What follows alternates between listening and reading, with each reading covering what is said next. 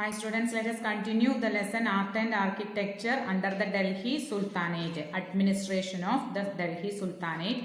Almost we reached the last topic of this lesson, language and literature. What are the contributions of the Delhi Sultanate during their period in the field of language and literature? First itself concentrate what was happened here in India about the languages.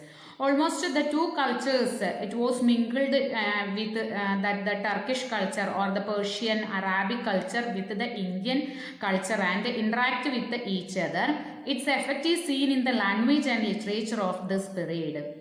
Actually, I told some changes was happened in the field of the language and also many more contributions it was presented in the field of literature. With the establishment of Turkish Empire in India, the court language in the areas controlled by the Turks, it was became Persian. We know that they were came from Persia, Afghan, Turkey, like that way countries.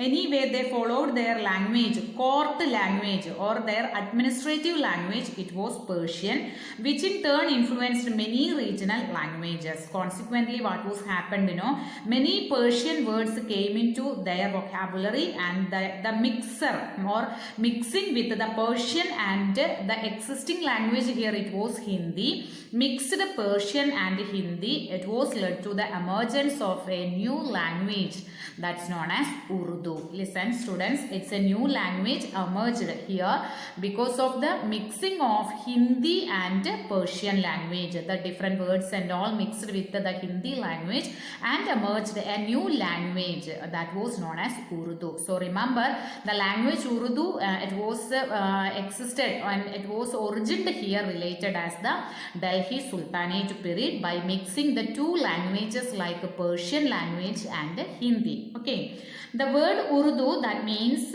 camp, which means initially actually they used the term related as mixing with the Persian language and Hindi, and the term came or the meaning of Urdu, which means camp.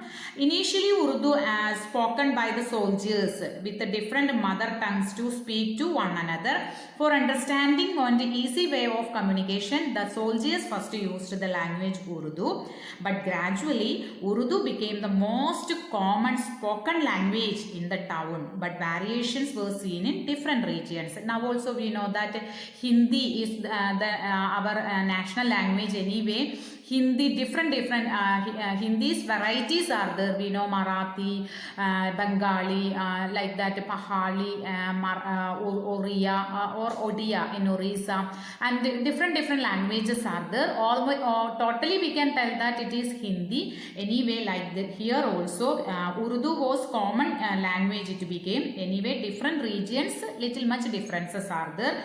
And for example, the Urdu that was spoken in the Deccan was influenced by Telugu and Marathi. We know Deccan region means present Maharashtra, Andhra, like that. So there were the Urdu mixed with their native language or regional language, that was Telugu and Marathi. The use of Arabic that was remained confined to a small group of Islamic scholars and philosophers, since most of the original literature was written in Arabic. They were written, the original language they were used, it was Arabic. Anyway, they were also used some Arabic words. It was also mixed with this new language origin in India, came to be known as Urdu.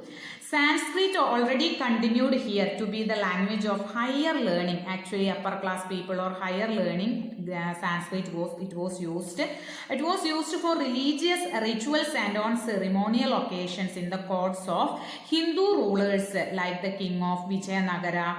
Vijayanagara, we will study that in the next lesson, which king was ruled and where was Vijayanagara dynasty existed and all. Two forms of Hindi that were used during this Sultanate period, during the Delhi Sultanate period. Two version of Hindi was used. It was known as Braj and Awadhi. Remember, Braj and Awadhi.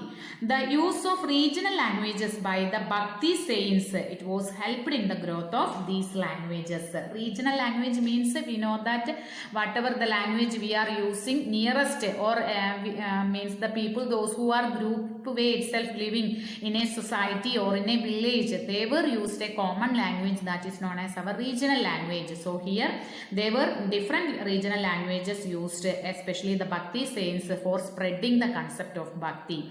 Anyway, here we are just completing the language, whatever the contributions of the Delhi Sultanate period in the field of language only. 2-3 paragraphs. Read the textbook after watching the video. Dear students, read that, then only you will get the idea about what was changes happened in languages. Okay, thank you.